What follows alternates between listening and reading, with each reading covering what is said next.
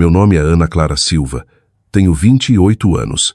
Na noite do nosso casamento, nosso carro foi atingido por uma caminhonete e, em um único instante, tudo mudou. Meu marido morreu na hora e eu sobrevivi por pouco. Uma semana depois, o motorista da caminhonete foi preso. Mas quando ele finalmente falou, meu sangue gelou porque ele não era só um motorista. Antes de contar quem ele realmente era, curta e se inscreva no canal e me diga qual é o seu estado nos comentários. Agora vamos começar. O salão de festas estava cheio de luzes coloridas, risadas e música animada. Todo mundo sorria. Todo mundo estava feliz. E no meio de tudo isso, eu estava lá no meu vestido branco, segurando a mão do meu marido. Lucas Mendes. Ele me olhava como se eu fosse a única pessoa no mundo. Você está feliz? Ele sussurrou baixinho. Eu sorri, tentando não chorar. Mais do que qualquer coisa, nós tínhamos passado por tanta coisa para chegar até esse dia. Anos de amor, brigas pequenas, sonhos grandes, e agora, finalmente, estávamos juntos para sempre. Nossa família estava ao nosso redor, batendo palmas, rindo, nos abençoando. Meus pais estavam emocionados. Os pais dele não paravam de sorrir. Tudo parecia perfeito. Perfeito demais. Depois da cerimônia, passamos um tempo com todo mundo, tirando fotos, cortando bolo, rindo com os amigos. Lucas não saiu do meu lado nem por um segundo. Em certo momento, ele se aproximou mais e disse: "Vamos embora. Quero você só para mim agora." Eu ri na hora. Ele sorriu. Já esperei tempo suficiente. Nós nos despedimos e finalmente saímos. Era tarde da noite. As ruas estavam tranquilas e as luzes da cidade passavam suaves pela janela do carro. Eu encostei a cabeça no ombro dele. "Você acredita que estamos casados?" Sussurrei. Ele beijou minha testa com carinho. "Eu acredito desde o dia em que te conheci." Eu sorri, fechando os olhos por um momento. Tudo parecia calmo, seguro, perfeito. Então, de repente, uma buzina alta, faróis fortes e o impacto. O mundo virou de cabeça para baixo. Vidros se estilhaçaram por todo lado. O som de metal amassando encheu meus ouvidos e meu corpo foi jogado para frente com violência. Eu nem consegui gritar. Tudo ficou escuro. Quando abri os olhos de novo, tudo estava borrado. Eu ouvia vozes, sons de aparelhos, alguém chorando. Meu corpo parecia pesado, como se eu não conseguisse me mexer, e a dor veio forte no momento em que tentei. "Fique quieta", disse alguém. Eu pisquei devagar. Teto branco, luzes de hospital. Eu estava viva, mas algo parecia errado. Muito errado. Meu coração começou a bater mais rápido. "Lucas?" Sussurrei, fraca. Nenhuma resposta. Tentei de novo, mais alto. "Lucas, onde ele está?" Ninguém respondeu. Eu vi minha mãe no canto da sala chorando. Meu pai desviou o olhar. O medo começou a subir dentro de mim. "Onde está meu marido?" Perguntei outra vez, com a voz tremendo. Silêncio. Lágrimas encheram meus olhos. "Me contem, por favor." Minha mãe se aproximou, segurando minha mão com força. As mãos dela tremiam. E foi aí que eu soube, antes mesmo de ela falar, eu soube que ele... A voz dela falhou. Ele não resistiu. Meu mundo parou. "Não", sussurrei. "Não, não, não." As lágrimas começaram a cair sem controle. Isso não é real. Isso não pode ser real. Mas era. Lucas tinha ido embora. Assim, de repente, na noite do nosso casamento, eu chorei até meu corpo não aguentar mais. Meu peito doía. Minha cabeça girava. Mas nada se comparava à dor no meu coração. Os dias passaram, e mais dias, mas nada mudava. O quarto do hospital parecia uma prisão.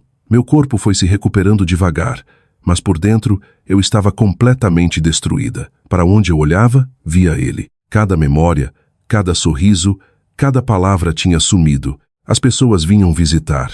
Família, parentes, amigos, todos diziam a mesma coisa. "Foi um acidente. Seja forte. O tempo cura tudo." Mas ninguém entendia. Ninguém sentia o que eu sentia. Uma semana depois, tudo mudou. A polícia chegou. Eles disseram que tinham prendido o motorista da caminhonete, o homem que destruiu minha vida. Meu coração acelerou. Eu não sabia o que sentia. Raiva, medo ou algo mais escuro. Tudo o que eu sabia era que precisava entender o porquê. Por que isso aconteceu? Por que conosco? O policial me olhou sério e disse: "Ainda estamos investigando, mas isso pode não ser tão simples quanto parece." Eu franzi a testa. "Como assim?" Ele não respondeu diretamente. Só se prepare. Vamos te atualizar em breve. E quando eles saíram, pela primeira vez desde o acidente, um sentimento estranho entrou no meu coração. Algo não estava certo. Isso não parecia só um acidente. E lá no fundo, eu sabia que a verdade ia ser muito pior. No dia seguinte, a polícia voltou. 2 policiais ficaram perto da minha cama, os rostos sérios, e um deles disse: "O motorista está preso. Estamos interrogando ele." Meu coração bateu mais forte. "Posso ver ele?" perguntei. Eles se olharam antes do outro policial responder. "Ainda não. Ele não está cooperando." "Não está cooperando?" A raiva começou a crescer dentro de mim. Por causa dele, meu marido morreu. Por causa dele, minha vida foi destruída. E ele nem está falando. "Como assim não está cooperando?" perguntei, com a voz tremendo. O policial suspirou. "Estamos tentando conseguir respostas, mas ele é teimoso." Naquela noite, eu não consegui dormir. Minha mente ficava repetindo tudo de novo e de novo. O impacto, o barulho, o rosto do Lucas. Eu apertei os punhos com força. "Preciso saber." Sussurrei para mim mesma. Na manhã seguinte, as coisas mudaram. A polícia ligou para o meu pai e para o pai do Lucas e pediu para irmos. O motorista estava pronto para falar. Eu ainda estava fraca, mas insisti em ir. Eles me levaram na cadeira de rodas e chegamos à delegacia. O ar parecia pesado, frio. Abriram a porta da sala de interrogatório e eu vi ele, o motorista da caminhonete. Estava sentado numa cadeira de metal, o rosto cheio de hematomas, lábios cortados, feridas recentes nos braços. Parecia que tinha apanhado feio. 2 policiais estavam atrás dele, vigiando, esperando. Mas quando os olhos dele encontraram os meus, algo pareceu errado. Não tinha arrependimento neles. Nem culpa, só medo. "Começa a falar", disse um dos policiais com frieza. O homem ficou em silêncio. Um policial deu um passo à frente e agarrou o colarinho dele. "Por sua causa, um homem inocente morreu", gritou. "Fala." O motorista se encolheu de dor. Eu já contei", murmurou. "Então conta de novo", berrou o policial. Minhas mãos tremiam. Eu mal conseguia respirar. Só ficava olhando para ele, esperando, precisando de respostas. Finalmente ele falou, mas o que disse mudou tudo. "Eu não sou só um motorista", disse ele devagar. A sala ficou em silêncio. Todo mundo congelou. O pai do Lucas franziu a testa. "O que isso significa?" perguntou, com a voz baixa, mas firme. O homem engoliu em seco. "Eu faço serviços por dinheiro." Silêncio tomou a sala. "Que tipo de serviços?" perguntou o pai do Lucas, calmo, mas com raiva por baixo. O homem hesitou e então disse, "Eu mato pessoas." Meu coração afundou. A sala congelou. Meu pai deu um passo para trás. Eu senti que não conseguia respirar. O pai do Lucas endureceu a expressão enquanto encarava o homem por alguns segundos. Depois perguntou devagar, "Está dizendo que isso foi planejado?" O homem assentiu fraco. "Sim." Lágrimas encheram meus olhos. "Não." Sussurrei. "Não, isso não pode ser. Eu recebi instruções." Continuou o homem. "O carro, o caminho, o horário." Cada palavra parecia uma facada. "Não foi aleatório", disse o pai do Lucas baixinho. "Não era uma pergunta, era uma constatação." O policial deu um passo à frente. "Quem te contratou?" perguntou com firmeza. "Diz o nome." A sala ficou em silêncio de novo, esperando, mas o homem balançou a cabeça. "Eu não sei." A voz do policial ficou mais dura. "Como assim você não sabe? Eu nunca encontrei eles." Disse ele rápido. "Não funciona assim." "Então explica", disse o pai do Lucas. O homem respirou tremendo.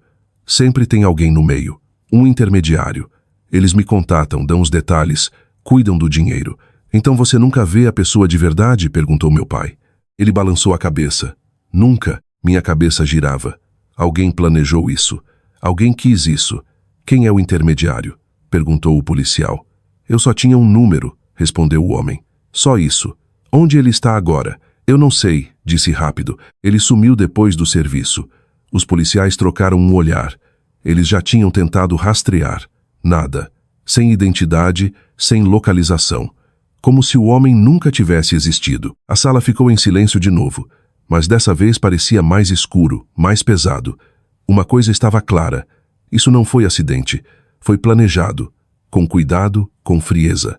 Meu peito apertou. Minhas mãos ficaram frias. Se isso foi planejado, então alguém lá fora queria que eu morresse. Mas quem e por quê? Eu olhei para o meu pai, depois para o pai do Lucas. Os dois pareciam tão chocados, tão perdidos quanto eu. A polícia prometeu que continuaria cavando. Não parariam até descobrir a verdade. Minha família disse o mesmo.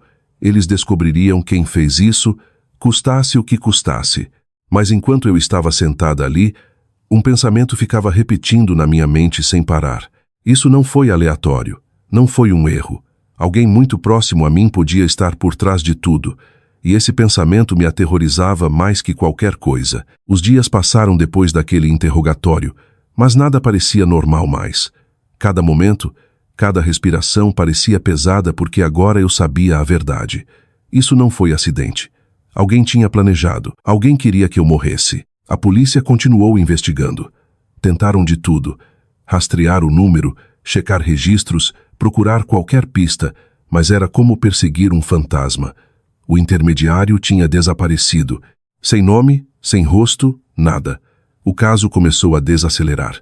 Dias viraram semanas e ainda sem respostas. Mas uma pessoa não parou. O pai do Lucas. Ele não era só um pai de luto. Era um homem poderoso. Um homem com contatos. Um homem que não aceitava a derrota. Eu vou descobrir quem fez isso, disse ele um dia. Com a voz calma, mas firme. Não importa o que custe. E ele falava sério. Começou a usar os contatos dele. Investigadores particulares, conexões antigas, pessoas que conseguiam encontrar coisas que os outros não achavam. Dias depois, o pai do Lucas chamou todo mundo para casa. Meus pais, os pais dele, parentes próximos e minha irmã. A sala parecia pesada, quieta demais. Ninguém falava. Parecia que algo ruim estava prestes a acontecer e todo mundo sentia. Eu sentei ali, com as mãos bem apertadas, o coração acelerado. Então o pai do Lucas entrou, o rosto frio, sem expressão. Eu encontrei ele, disse. A sala ficou completamente em silêncio. Minha respiração travou na garganta. O intermediário? Perguntei. Ele assentiu e começou a falar. Todo mundo se inclinou para a frente, esperando. O pai do Lucas olhou devagar ao redor da sala, para cada rosto um por um, e então disse: a pessoa que deu a ordem, ele parou, está nesta sala. Uma onda de choque se espalhou na hora. As pessoas começaram a se olhar, confusas, preocupadas.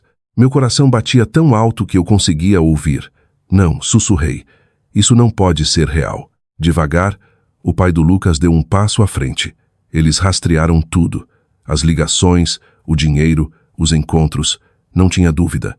A sala parecia estar se fechando. Então ele virou a cabeça e os olhos dele pararam nela. Na minha irmã. Meu corpo congelou. Por um momento ninguém se mexeu. Ninguém falou. Não, isso é mentira, disse ela rápido. Vocês estão me culpando sem motivo. Chega, disse o pai do Lucas com frieza. Você acha que eu diria isso sem prova? Meu pai deu um passo à frente, confuso e com raiva. O que está acontecendo? Gritou. O pai do Lucas olhou direto para minha irmã. Fala. Silêncio. Longo, pesado, sufocante. Então, de repente, ela sorriu. Um sorriso pequeno e frio. Sim, disse ela. Fui eu. A sala explodiu. Minha mãe correu para a frente. Um tapa. Como você pôde? Ela chorou. Ela é sua própria irmã. Meu pai tremia de raiva. Eu te criei melhor que isso. O que há de errado com você? Mas ela não chorou, nem reagiu. Só olhou para mim. E nos olhos dela havia algo escuro, algo quebrado. Você realmente não sabe, disse ela baixinho. As lágrimas já caíam pelo meu rosto. Saber o quê? Sussurrei. A voz dela ficou mais fria. Desde criança, sempre foi você. Você era a favorita. Todo mundo te amava mais. Cada palavra quebrava algo dentro de mim. Você conseguia tudo tão fácil. Boas notas, bons amigos, uma vida perfeita. Ela soltou uma risada amarga. E eu sempre ficava na sua sombra. Minhas mãos começaram a tremer. Ninguém me via. Ninguém se importava. Os olhos dela queimavam de raiva. E então ela olhou para mim. Você conseguiu ele, o Lucas. O marido perfeito, rico, gentil, carinhoso. A voz dela falhou por um segundo. Depois ficou fria de novo. E eu? O que eu tinha? Nada. Ela deu um passo mais perto. A sala estava morta de silêncio. Então eu decidi, disse ela devagar. Se eu não posso ter essa vida, os olhos dela se fixaram nos meus. Então você também não pode. Minhas pernas pareciam fracas. Então você planejou me matar? Sussurrei. Eu planejei tirar tudo de você, respondeu ela. As lágrimas escorriam pelo meu rosto. Eu queria os dois mortos, disse ela. Você e ele. Aquelas palavras me destruíram completamente. O pai do Lucas deu um passo à frente, o rosto cheio de raiva. Por sua causa, meu filho está morto, disse ele devagar. A voz era calma, mas mortal. Ele ficou bem na frente dela. Eu nunca vou te perdoar e eu prometo. A voz dele baixou. Você vai lembrar disso pelo resto da vida. Pela primeira vez, a expressão dela mudou. Medo. Momentos depois, a polícia chegou. Eles entraram e colocaram as algemas nela. Ela não resistiu. Não disse nada. Enquanto a levavam embora, eu só fiquei ali chorando, destruída, vazia. Dias depois, o tribunal deu a decisão final. Prisão perpétua. Foi isso. A justiça foi feita, mas nada parecia certo. O Lucas tinha ido embora. Minha vida estava destruída. E a pessoa que fez isso era minha própria irmã. Eu perdi meu marido e minha família na mesma noite. E não importa quanto tempo passe, essa verdade sempre vai me assombrar. Se você já passou por uma traição profunda ou perdeu alguém de forma injusta, me conte nos comentários como lidou com isso. Às vezes, a dor maior vem de quem menos esperamos, mas a força para seguir vem de dentro. Curta se essa história tocou você e compartilhe com alguém que precisa ouvir sobre perdão e justiça.